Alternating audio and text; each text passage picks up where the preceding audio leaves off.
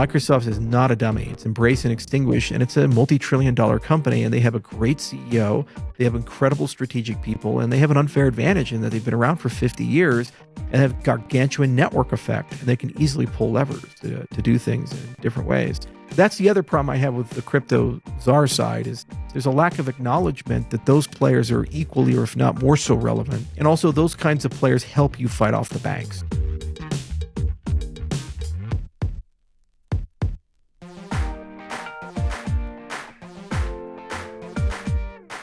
Hello, everyone, and welcome to Conversations with Leaders, the podcast where we dive into the ideas and strategy shaping the future of finance and technology. I'm your host, Sam North, and today we have an extraordinary episode for you. Joining me is an American tech entrepreneur and mathematician making strides in the crypto and financial revolution that we are witnessing today. Charles Hoskinson, founder of Cardano.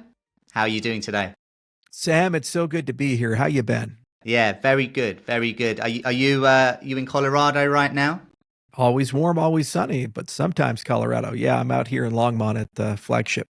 I was hoping you were going to say that because this is how you start your YouTube videos that you do, the live streams. Has that always been a bit of a passion for you doing all that stuff? Well, it's something that I had to do out of necessity. So when we set up Cardano, we had a tripartite model where input-output did the development. The Cardano Foundation did a lot of the governance and outreach. And Emergo was there to do kind of the growth hacking, very similar to Consensus to the Ethereum Foundation. And unfortunately, at the time, the Cardano Foundation was in a really rough state. And so I said, all right, well, I guess I have to go and do the growth hacking and bring people in and do some governance stuff. So I ended up doing AMAs. I figured that was a great way to engage people. And it started when I had an apartment actually in Lafayette. And it was just this little 2-bedroom apartment. And I had like a dresser behind me and giraffes on it and all these other things. And I built this huge following. And I went from like no Twitter followers to 1 million Twitter followers and about 300,000 subscribers on the YouTube channel.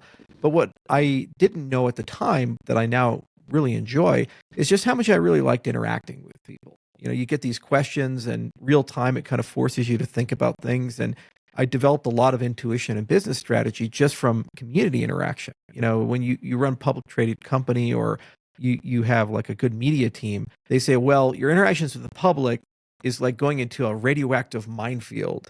And, our job is to put the suit on you and protect you and prevent you from saying the wrong thing, and you just have to get in and out. You're like those guys cleaning the roof in Chernobyl, taking the reactor parts and throwing them off. But the reality is that it also can be a great opportunity. While you may say something wrong or piss somebody off, which I certainly have done, you also meet a lot of people and you build relationships with people that are very, very strong. And what's been cool is over the past 8 years, I've met a lot of people say, I've been watching you on YouTube since 2017 and I really love your show. And it's almost like the radio jockeys in America. Like we had Rush Limbaugh and these other guys, and people spent 30 years listening to their program, and it felt like that's a family member or something like that. And that's really been something I didn't anticipate, and it's been really a big pleasure. Yeah, well, I was checking out the YouTube earlier and reading the comments, and people were saying exactly those kind of things. So it must be incredibly rewarding to do so. I imagine for the PR team, it's always a little bit nervy, isn't it, when you sort of go into it? But, as you said, you enjoy it and you've learned a lot from it. So for those a little bit less familiar to Cardano, this is obviously one of the purposes of this chat that we're doing. Can you explain what it is and what is the core problem that it was created to solve? Well, it's a natural continuation of the core sets of problems we're trying to solve in the cryptocurrency industry. So I tend to look at the cryptocurrency industry from kind of 3 broad categories and then 2 divisions. So you have EPS, economic, political, and social. So you have all these systems that are floating around, very complex systems that are adaptive and dynamic and changing all the time. And those systems kind of govern how we do what we do, how the electricity runs, how the internet runs, how the central banks function, how the economy works. And very difficult to predict in forward, but in the past, you can build models to try to understand that. Well, every 50 to 100 years, the world kind of upgrades its systems as a response to technology. So, up until the 18th century, we lived in kind of an agrarian society. And then in the 19th century, we had the Industrial Revolution, but also a telecommunications revolution happened at the same time. Telegraph lines and trains and steam engines and all these things. And it forced radical changes in the economic, political, and social systems. Instead of your whole world being the village you were born in, 25-mile radius is about the farthest you travel. Now you can go anywhere. You can talk to people anywhere. The President of the United States can send a telegraph to the Queen of England. It was just a revolutionary thing. Well, obviously, all the governance systems, the economic systems, the social systems, the political systems changed. And we saw that with World War I and World War II and these other things. Well, now, we invented airplanes, and then we invented the internet. And so blockchain comes along, and it's really a response to globalization. So Bitcoin was the first step forward. And with Bitcoin, you kind of had this concept that we want to remove middlemen, because the problem is that wherever those middlemen are nexus, all the power is nexus there. And for a global financial system or a global political system or a global social system, that doesn't make any sense, because you don't want one country running everything. Mm-hmm. So Bitcoin said, well, can we do like email for money and just move value around? And it was wildly successful. And everybody said, wow, that's really incredible. But here's what happens when you're wildly successful. Like the iPhone comes out in 2007, we're all like, yeah.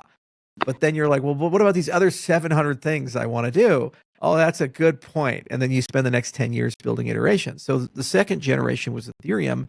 And there, it was kind of like when JavaScript came to the web browser, you added programmability. And so you went from static, pretty websites to the web that we know, Facebook and YouTube and all these curated experiences. And smart contracts were really that MacGuffin that delivered that to the industry. But the problem was that we noticed that there were three interlocking issues that are a consequence, a derivation of smart contracts. One is scalability. The networks aren't built in a way that when you gain users, you keep your resource and operational cost and these things. It's like BitTorrent. When you gain users, you get faster. For these protocols we have in crypto, you gain users, you get slower. That's not so good, because eventually the resource gets too expensive. And Ethereum saw that, which is why it got layer 2 itis, and these parasitic layer 2s came and drained the value out. And then you had these next protocols like Solana and Sui and Aptos, where they come and say, we can solve that problem. Interoperability, well, if this is really going to be a global financial system that governs the economic, political, and social systems of the world, you have to talk to them. And how do you talk to them in a decentralized, trustless way? Because usually when we talk to each other, we use a protocol, but there's gatekeepers that are involved in that, especially around the identity side, like with KYC and AML. And then the third thing is that there's governance. And so you have this resource, this protocol, and it's decentralized. Well, who's in charge? Like, how do you upgrade it? This is not a simple system. It's a lot of complexity inside this type of system. So a lot of people said, well, hang on, we need a decentralized governance system. And so when you look at those three categories, they're sufficiently complicated. You can't just upgrade Ethereum and pull the lever and say, okay, now we're here. You kind of need a new fundamental protocol architecture. So in early 2015, we started kind of from first principles. We threw everything away. We built the largest research group in the world. And now we have worked with 168 scientists and labs from Stanford to Tokyo Tech.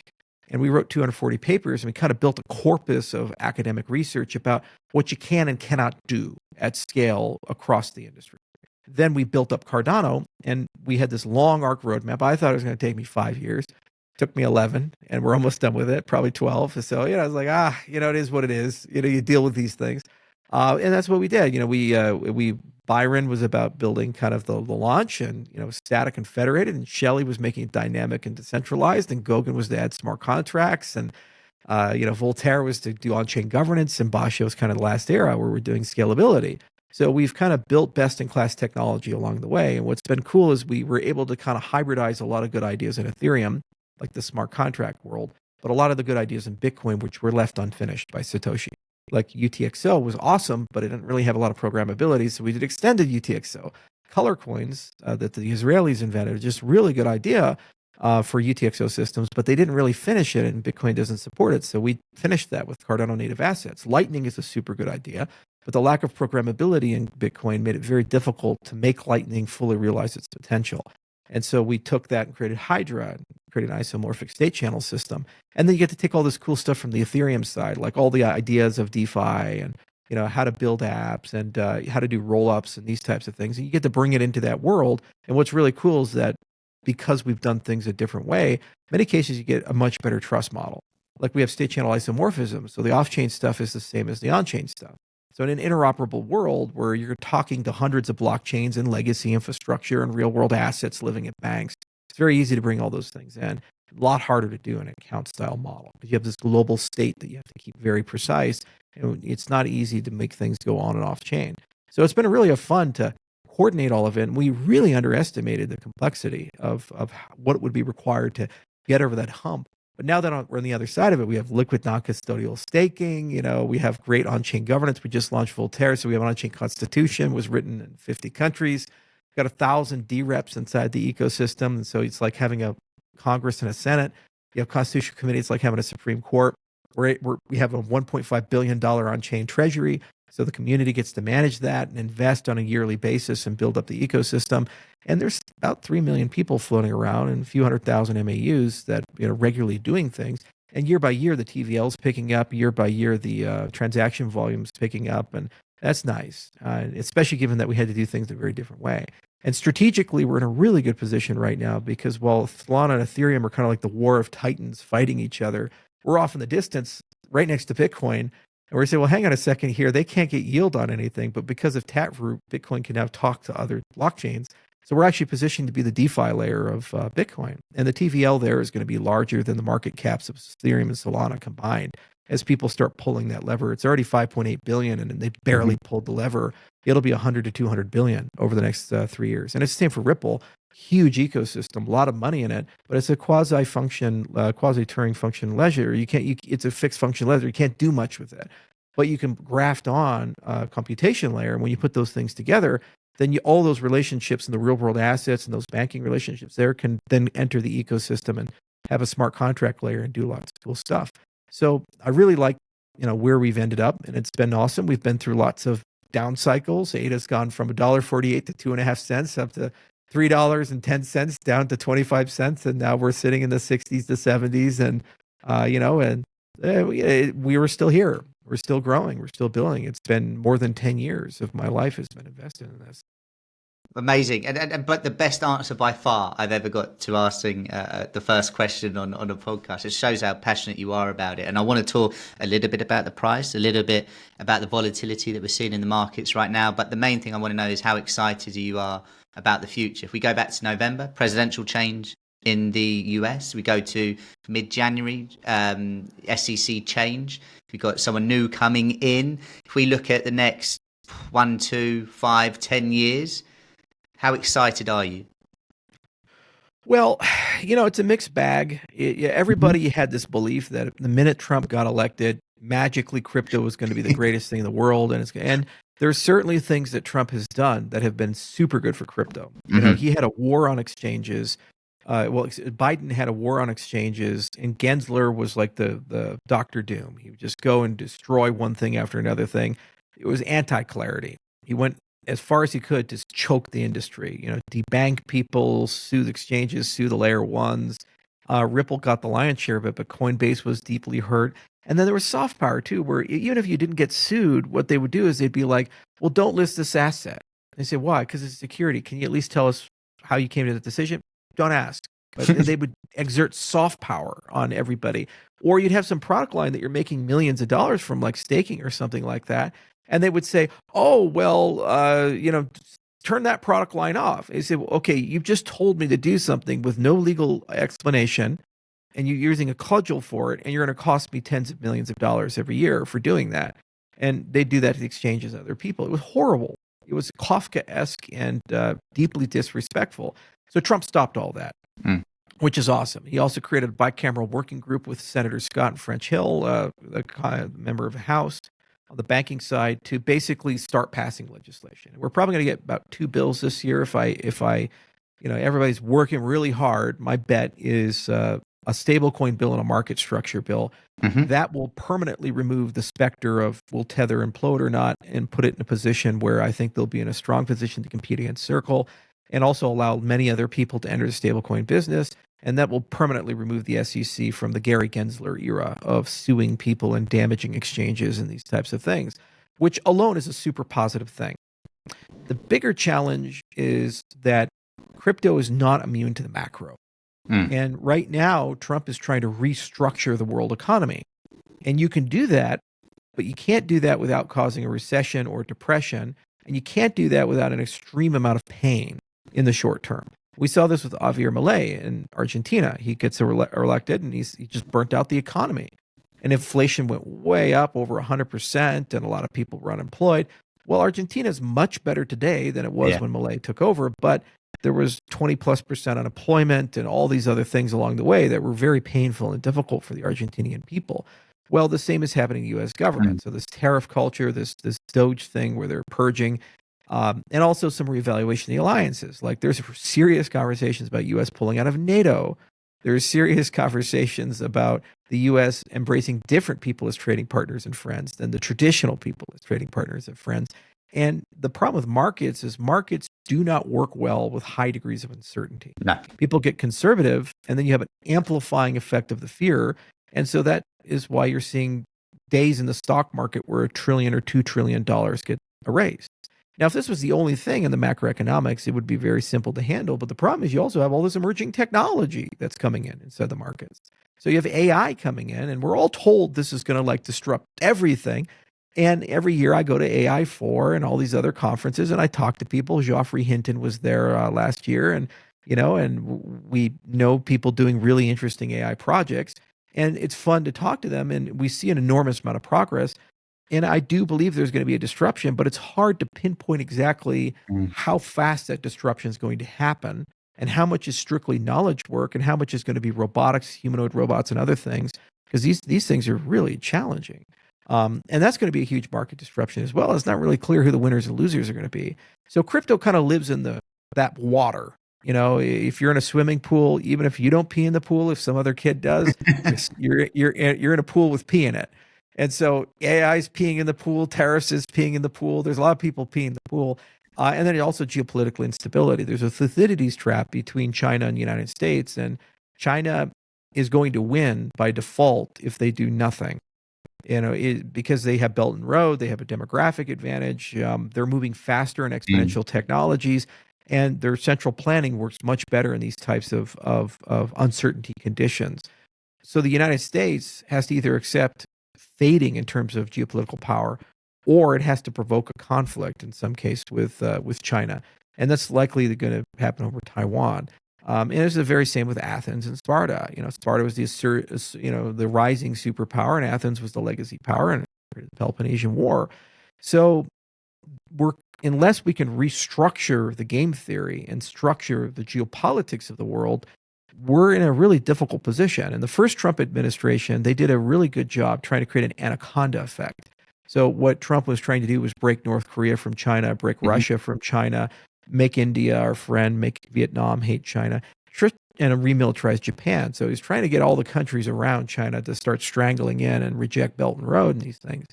Biden undid that. The conflict with Russia and Europe, what this has done is we went from perhaps Russia being a long-term European U.S. ally to being forced to be basically a proxy state of China. Yeah. And the Chinese have now moved in, and they're starting to buy up all the Russian companies, just like they did in Zambia and Zimbabwe. I've done a lot of business in Africa, and you start seeing it. You're driving around Ethiopia, and you see like this town, and everything's written in Mandarin. And you say, "Wait a minute, I thought I'm in Ethiopia. Why is everybody speaking Chinese? This is a little weird." We're seeing that in Eastern Russia now. And so by probably 2035, more than half of the Russian economy will be owned by proxy by China. So basically, Russia is a proxy state of the Chinese. And so it's very difficult. The markets are not immune to that. They watch all these different things, and they're trying to figure out, like, well, how do we put these pieces together? And what are your safe harbor assets? Historically, the dollar was a safe harbor asset, but maybe crypto can become a safe harbor asset. But then what part of crypto is safe harbor? Like if it's Bitcoin, well, Bitcoin's very vulnerable in that it has a physical appearance. It has mining pools. So those can easily be confiscated or destroyed. And if you have consolidation, that's a challenging thing. Proof of stake protocols are hardier, but a lot of them don't have good economics for long-term investment value creation.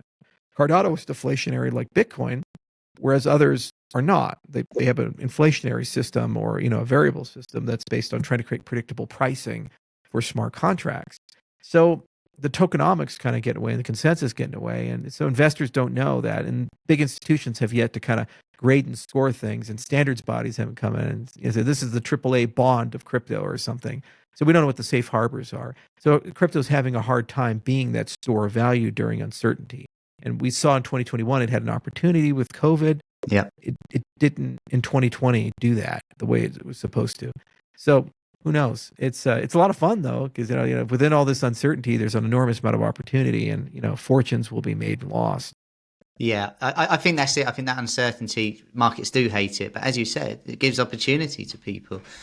Just on the peeing in the pool analogy, that's the clip that I'm going to push for social to use. Whether they use it, I don't know, but I absolutely love it.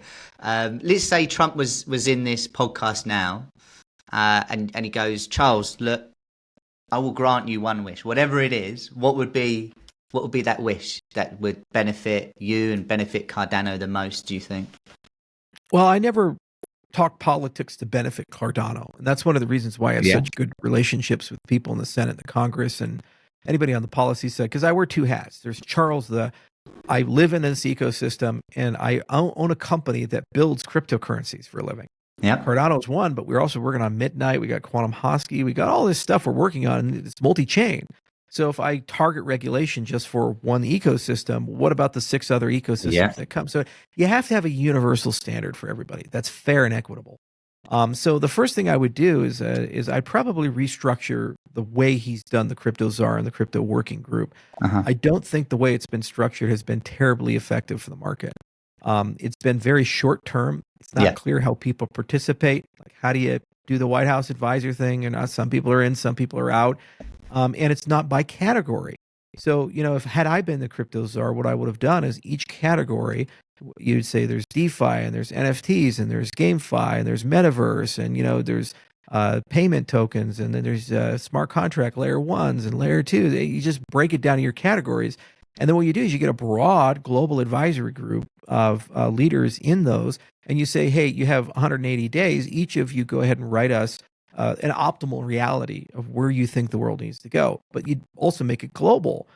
So you invite regulators from the ADGM in Abu Dhabi and VAR in Dubai and FINMA in Switzerland and people from Israel and people from JFSA and Japan and Korea and so forth. You bring them all in because the thing is, U.S. can't just write regulation for the United States. This idea of American crypto, it's an absurd statement. Crypto trades 24 hours a day, 7 days a week. It's a global asset. And we don't know where the asset is. Your Bitcoin could have lived in China for a while in a Chinese account. And then it could have been in Argentina for a little while, the guy who owns the private keys there. But where does it live when the private key is held by people in 7 countries? What's the domicile? It's an absurd thing. It's like asking, where does data live on the internet if it's sharded in 45 countries? And I, on Cardano and Bitcoin, can create a transaction because the UTXO system where each output is to a holder in a different country.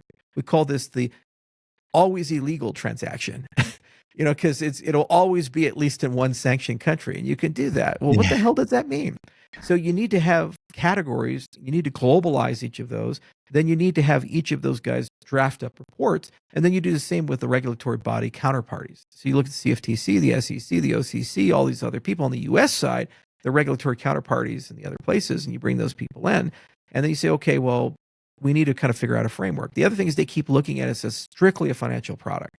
And really, is it a security or is it a commodity? And it seems like the CFTC may be a better regulator, so a lot of people are pushing for the CFTC. But I said, well, guys, what about when Snoop Dogg wants to tokenize his music? And there's certainly an intellectual property, but there's a fan acquisition thing. And what if he also uses it for concert tickets? Is that a security commodity? What the hell is that? Well, it seems like something different, right? Apparently, you can make a token more than 12 different things. There's a wonderful lawyer named Teresa she wrote a taxonomy for this. Warren Davidson also, he's a congressman, wrote a taxonomy. So the whole regulatory process is headed in the wrong direction because they're just basically saying these binary categories, and because everybody's angry at the SEC, let's move more water to the other side, to the commodities side, when really you need to be much more nuanced and have a functional regulation system. And also you have to accommodate for the fact that most things will become algorithmic. And you have to have a conversation about open banking in general. Do we want to live in a society where JP Morgan Chase pays $20 billion in compliance fines over a 20-year period? They're the largest bank in the world. And if they're having $20 billion in compliance fines, it's telling you your entire system of compliance is broken. So you can't just talk about cryptocurrencies in isolation. You also have to talk about your international compliance standards for KYC and AML. And it's an uncomfortable conversation because if you read Ron Surratt's book, Treasury War, you start realizing that compliance is also used for geopolitics and for war fighting as much as it is for crime. And so you have to kind of come to terms with that reality. But then you also have to look at all the innovations in open banking, and you have to have some real conversations. What is the bank of the future? Why is a bank superior to a stablecoin that pays you a yield? You're self-custodying. You can pay everybody just like a bank does. You have 24/7 access to your money, 24/7 liquidity, and you get a higher interest rate with lower risk than the bank. Because at the end of the day, your only risk with a stablecoin that has been appropriately issued with a treasury bill is the U.S. government defaulting on its debt, which we have bigger problems if that happens. Your risk with a bank is the management of the bank, the fractional reserve system, existential issues in the macroeconomics. The bank at any time can shut you out of your money. It's called civil asset forfeiture.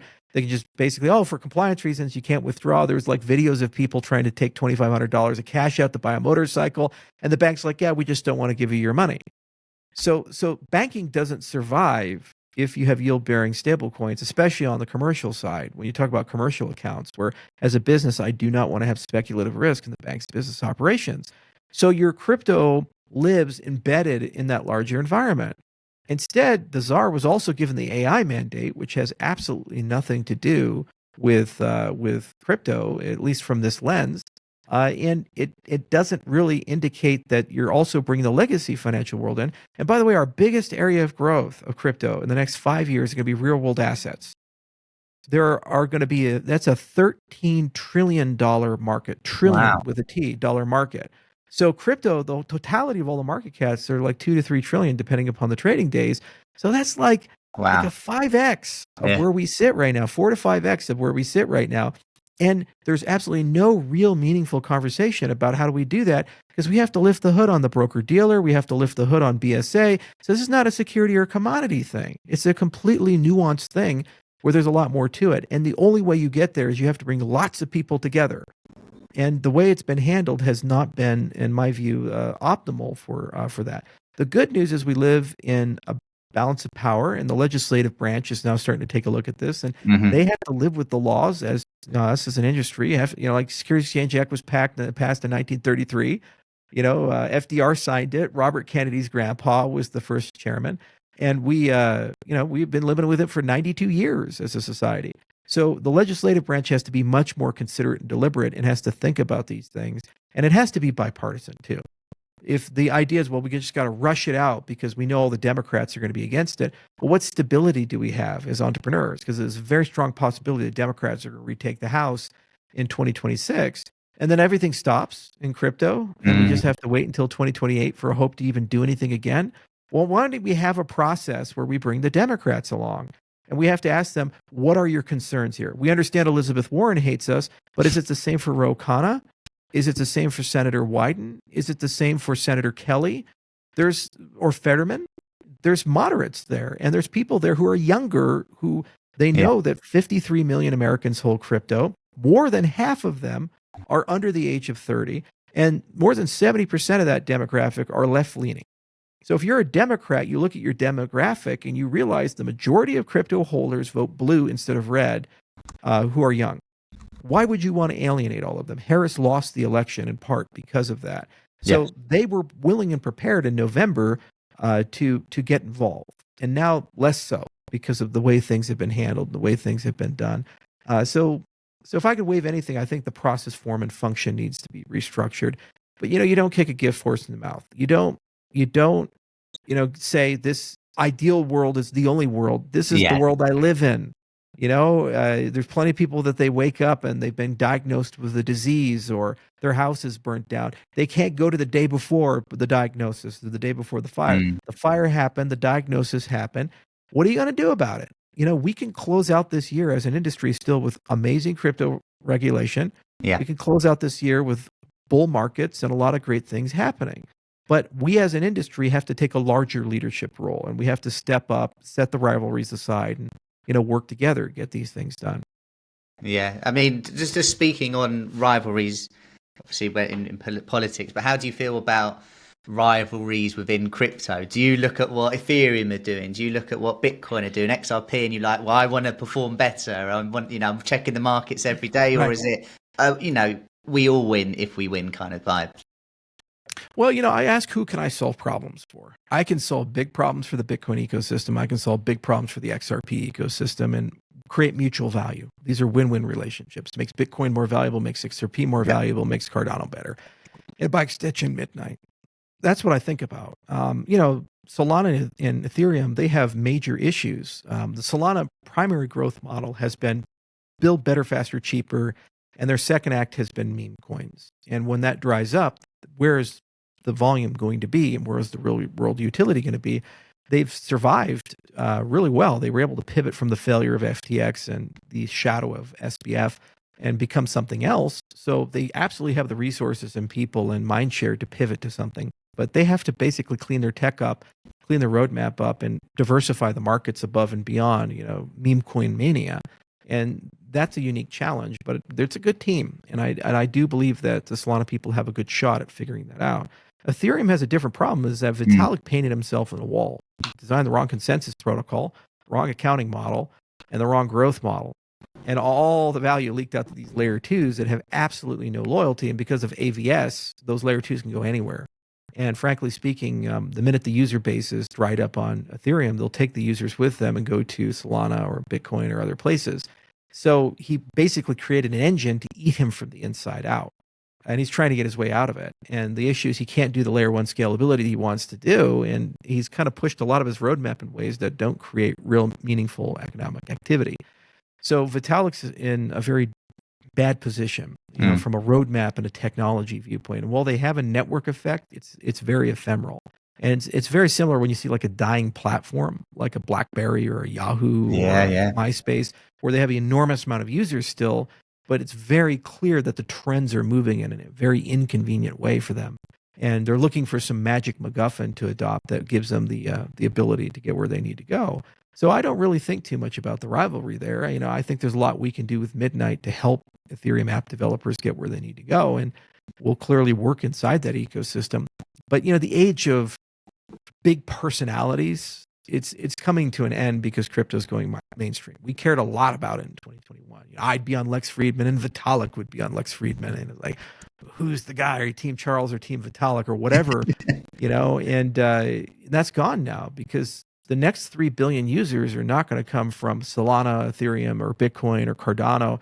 It's going to come from legislation enabling Microsoft, Apple, and Google to enter the industry and Facebook to enter the industry. Facebook tried. They got slapped down by regulators. But had they been successful, 1.5 to 2 billion crypto users would be through Meta.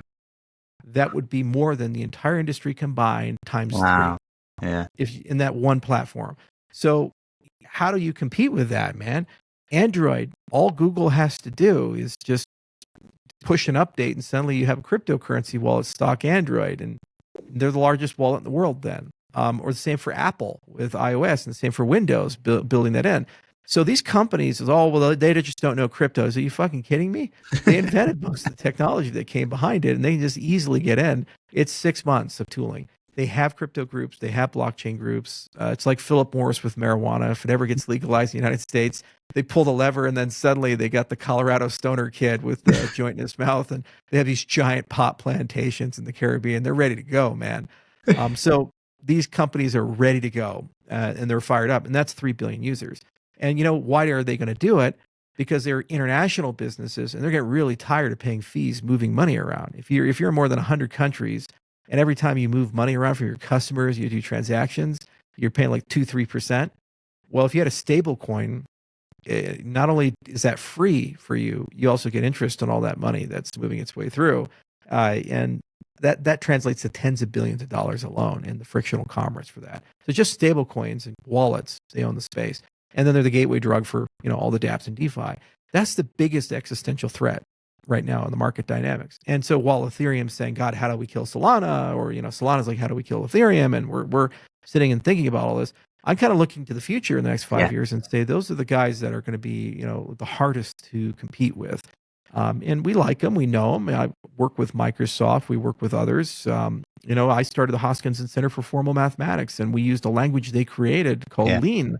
And we work with Microsoft regularly through CMU on that. We know a lot of people in MSR. We've co-authored papers. In fact, Midnight's one of the chief scientists there, the top guys that wrote papers on Kachina was Markov Kohlreis, who came from MSR Cambridge. So we're very friendly with the research group, and they're great guys, and they're incredibly easy to work with. But when you really talk to the company, you start getting a sense they're incredibly competitive. Microsoft is not a dummy. It's embrace and extinguish, and it's a multi-trillion-dollar company, and they have a great CEO. They have incredible strategic people, and they have an unfair advantage in that they've been around for 50 years and have gargantuan network effect, and they can easily pull levers to do things in different ways. So that's the other problem I have with the crypto czar side is there's a lack of acknowledgement that those players are equally, or if not more so relevant. And also those kinds of players help you fight off the banks. There's like centers of gravity. The defense industry is one, the fintech industry is one, big tech is another.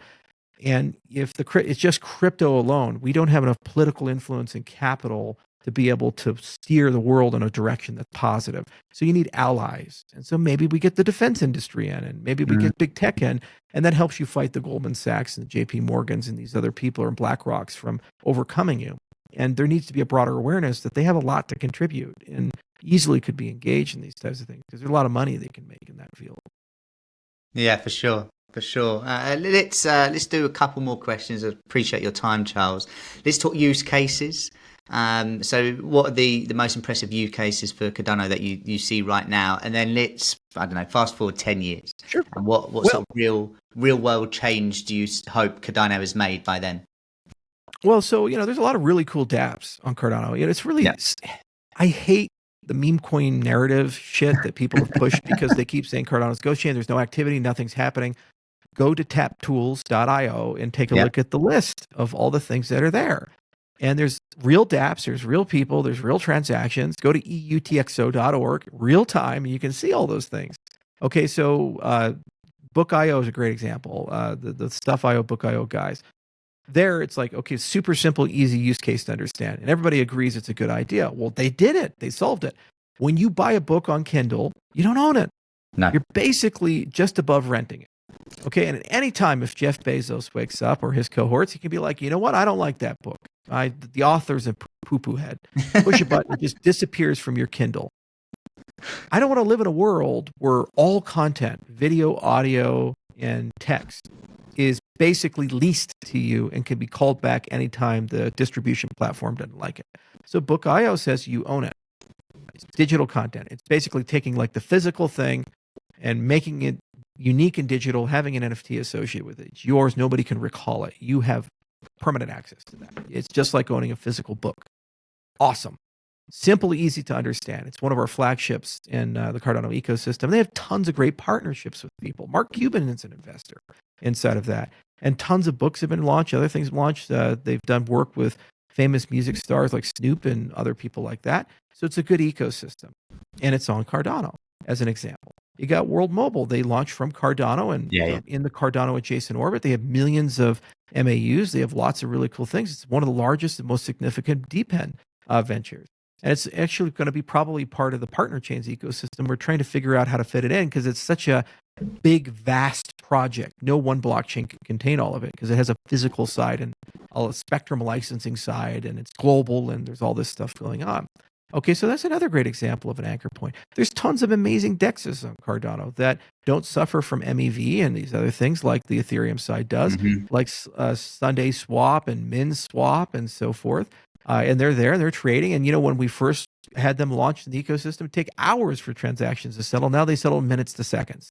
So there's been orders of magnitude improvement in the latency, the fee structure, and the quality. You got your aggregators, you got your LenFi, you got people like Liquid, and you got Butane in our ecosystem. You got Fluid Token, so you can do collateralized lending, uncollateralized lending inside of it. So we have all the stuff that Ethereum has. And what's really great is that when you look at the ratio between the TVL and DApp prices, the Cardano native asset prices, and the market cap of Cardano, it's mismatched. And that's a great market opportunity because they're going to have to normalize a little bit. And even on the stablecoin side, there's been huge innovation there. And there's been a lot of discussion, can Cardano be one of the first to do private stablecoin? Maybe, just maybe, people don't want to have a stablecoin where every time they buy something, it's forever tracked by everyone everywhere. Yeah. And everybody can see it. Maybe, just maybe, you'd like to have that be privacy enabled, right? But if you have selective disclosure, you can still do a cease and freeze regime, and you can still do all the other things the regulators.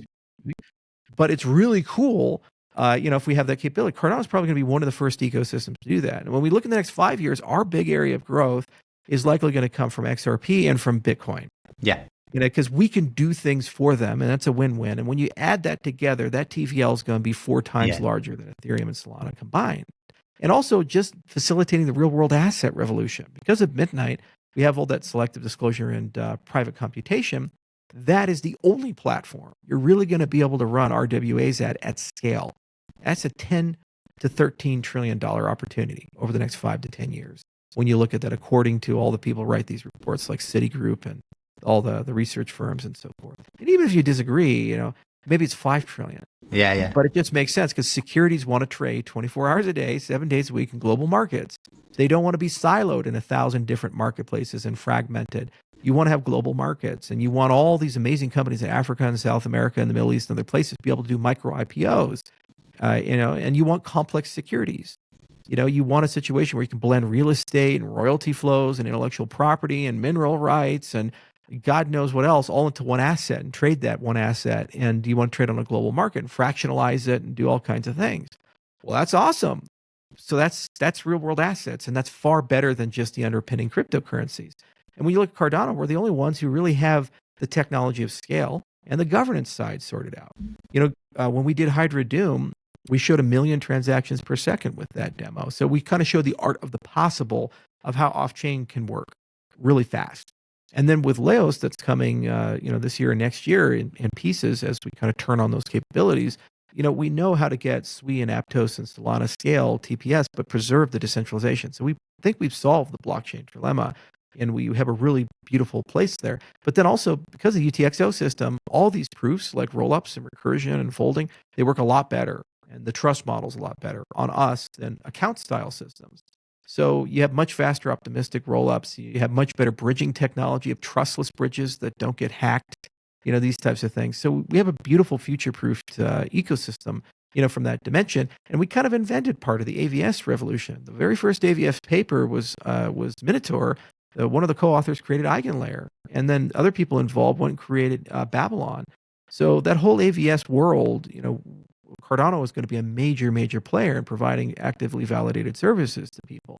So when you step outside of meme coin mania and outside of the ephemeral bullshit the industry has, you really start realizing that there are people that have been building and they've really thought clearly about what the foundations need to look like, and they're durable and reliable. And there are people that have been chasing, trends, short-term trends.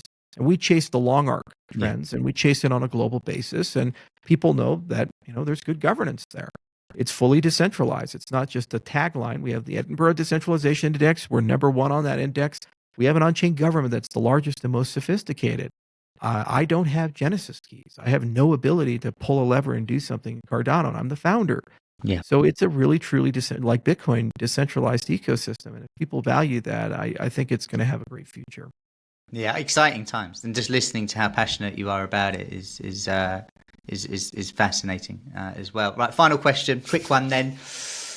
What is one thing you wish the world knew about Cardano that it doesn't, and what is the most unexpected lesson you've learned building Cardano?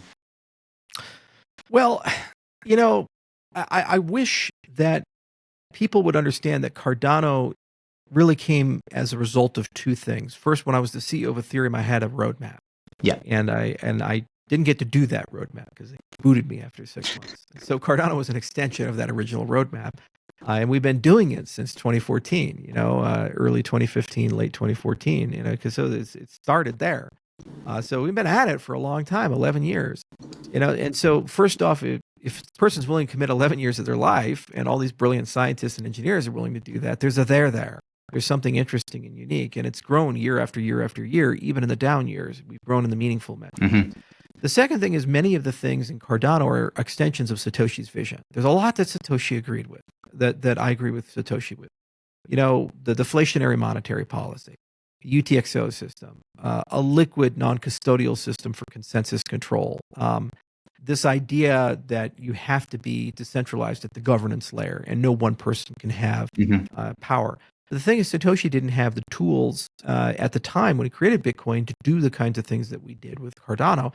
It took a decade of hard research and work to extend these things.